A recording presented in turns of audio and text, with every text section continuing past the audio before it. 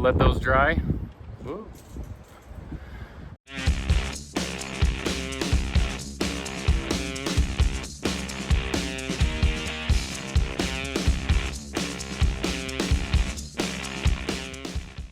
What's up everyone? So today we are getting the Cerakote onto the downpipe. So we've got this Glacier Silver Cerakote. It is the C series, it's like the air dry stuff.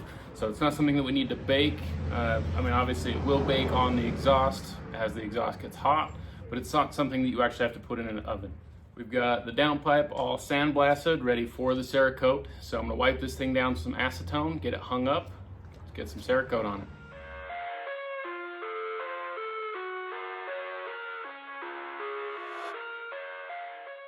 So I'm not gonna just Cerakote this thing, I'm actually gonna do some of that DEI titanium heat wrap as well. It might be a little bit of overkill, but as much heat as we can keep inside this exhaust, the better off we'll be. It should lower underhood temperatures, along with keeping the heat inside the exhaust helps with exhaust velocity, so actually getting the exhaust out faster. So I've got you guys back pretty far because I don't want to get any Cerakote on my phone. Make sure you guys use personal protective equipment because this stuff is pretty rough. I can't find my goggles anywhere, so I'll just use my really cheap face shield. My nice ones at work, so we'll use this one again. I live inside my own world of make-believe. Kids screaming in the cradles, profanities. I see the world through ice covered in ink and bleach. Even this far away, still all over my phone. So I'm gonna grab some acetone, clean this off real quick. Got you guys all cleaned off. I'm gonna do a second coat. There's one area that I gotta run because I went a little too heavy on it. I was trying to go a little lighter. I'm gonna do a second coat, but I'm gonna put you guys inside a Ziploc bag. Not sure what that'll do to the video quality. I guess we'll see. All the ones who heard my cries and watched me weep. I love that. So now we gotta clean out the gun. I've got the acetone, got some paper towel. I'm gonna wipe out the worst of it. Then we'll run the acetone through the gun.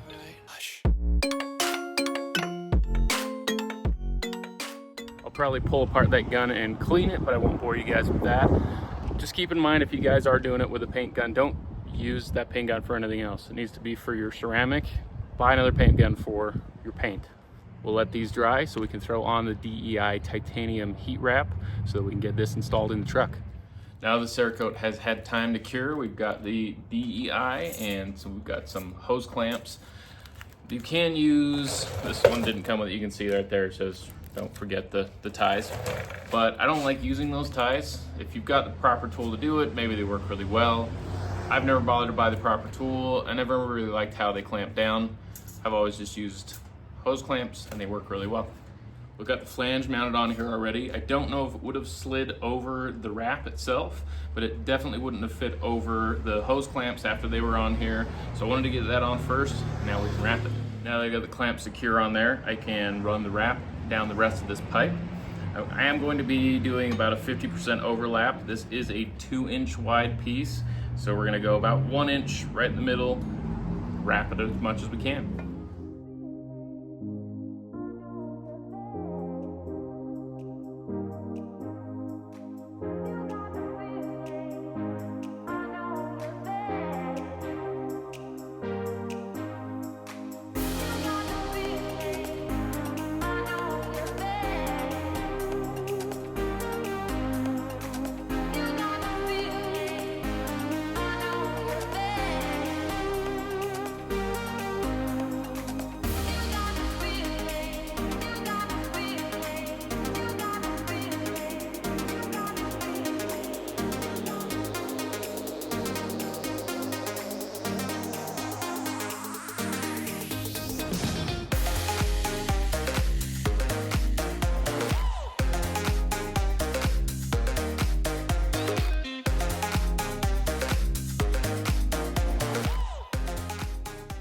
Get that pipe wrapped right up to where it's actually going to clamp, and then the clamp that's going to hold both pipes together can slide on here.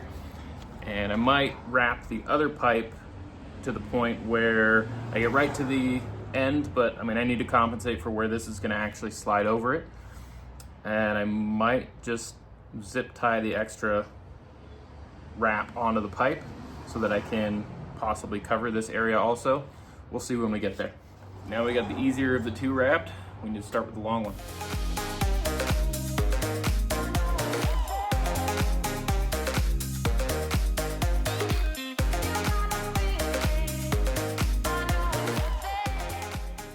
That put us a little bit short of the end, so I'm gonna pull this back and space it out a little bit better. That is 50 feet, just so you guys know. So it's 4-inch pipe, 50 feet, and that's where it got us. So I'm gonna unwrap it, try space it out a little better. Hopefully we can get this all the way to the end. It is time to get this old downpipe out of here. I have heard that removing the heat shield, well, not removing it completely, but removing the bolts so you're able to shift this heat shield out of the way is helpful.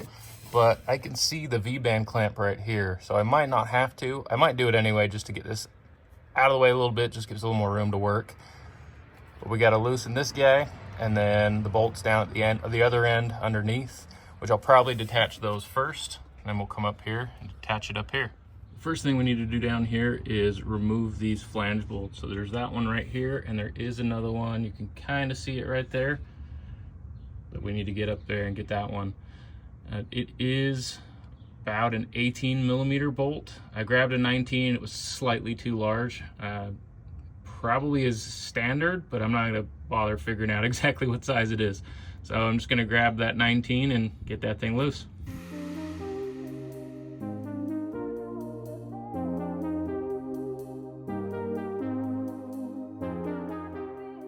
So I think for that one, I'm gonna need a big long extension so I can go from down that way and run the ratchet out here so I can actually have some space to move it, because this guy does not get in there.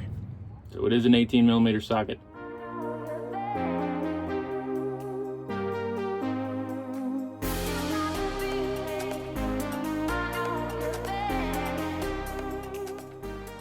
So I figured that V-band bolt was gonna be a 10 mil. It is not. It is a 12.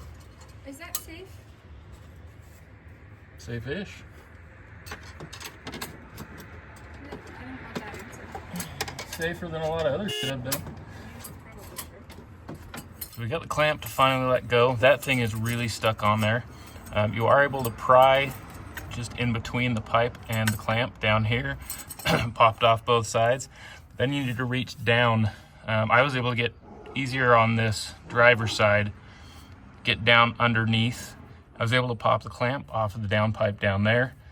Now we've got the downpipe detached. I need to go down underneath, pull it down as far as possible so we can cut this thing in half.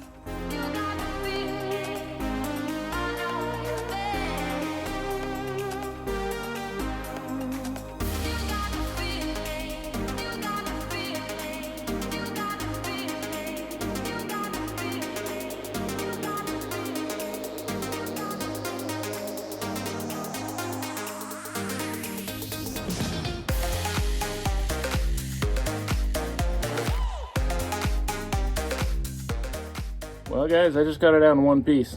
I was told that that was not possible, but it's right there. It was a bit of a hassle. Maybe it's not possible to get out on one piece if it is just on the driveway, but with it actually elevated, apparently I can get it out. I did smash my thumb pretty bad, so I'm gonna take a break for a little while till my thumb feels better. Maybe go eat some dinner. I might come back out and finish it up tonight. Might just wait till tomorrow. But we got the stock one out, so we are ready to put that MBRP back in. I'll show you guys this. Obviously the OD, outer diameter, of the factory pipe looks pretty good. I mean, it looks like it's a 4-inch. However, the ID, you can see there's really bad crimps. Oh, if you can see that right there. You see the beginning of it right there. See there's really bad crimps on all of the bends, and it is double wall. So even though it looks like 4-inch outside, on the inside, it's only about 3. And on this section right here is obviously, I think if that shows up, doesn't show up very well on camera how indented that is, but well, it kind of does right there. You can see how much they had to smash it down to get this thing actually to run through there. So there's a huge restriction right there. And that's double wall right here as well. So this is, I mean, this is almost almost pinched down to, I think it was like 2 inches that somebody actually did like a half cut. It was 2.5 inches. When it pinches down here with the double wall, it really restricts right here. This is directly off of the turbo, and I don't know what's going on here. It's like triple walled right here. That was really strange because, I mean, it's barely bigger than my flashlight, and it's double wall all through here as well. So this MBRP downpipe is going to make a huge difference over this horrible factory downpipe. All right, guys, it's the next day. It's time to put the new one back up in there.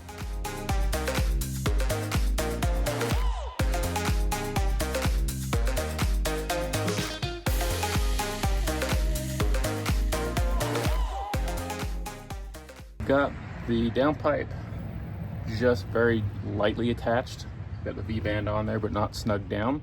Now we can go back down underneath and we can slide the rest of the downpipe onto the end. They did include new bolts, but they did not include nuts. So guess I'm reusing my old hardware.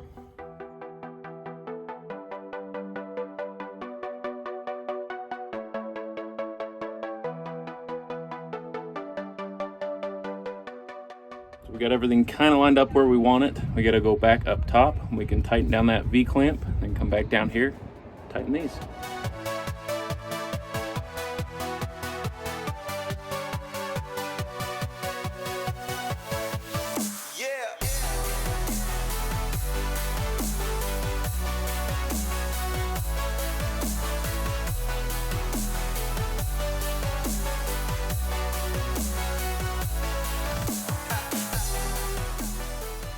Sun's in a terrible place, but I do want to do a before and after starting it up for you guys. So I'll start it up, see if it sounds any different. Probably won't be any louder, but it might have a deeper tone. Guess we'll see.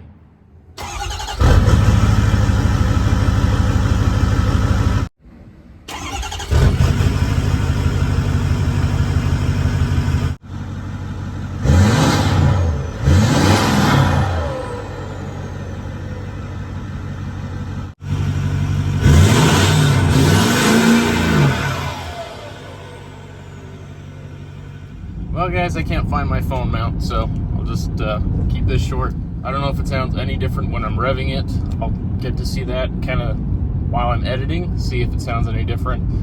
And it doesn't really sound any different inside here. Maybe slightly deeper, but that was kind of what we figured, or what I figured. It would be a little deeper of a noise, but it's not going to be any louder. I've got the AC going right now, so I can't really give it a real test and see if it feels any different. Definitely decided to get into that and see if it feels any different. But like I said, I'm going to keep this short because I am driving and I don't have my phone mount. So hopefully you guys hit that like button, hit the subscribe button. We'll see you guys with the next modification very soon.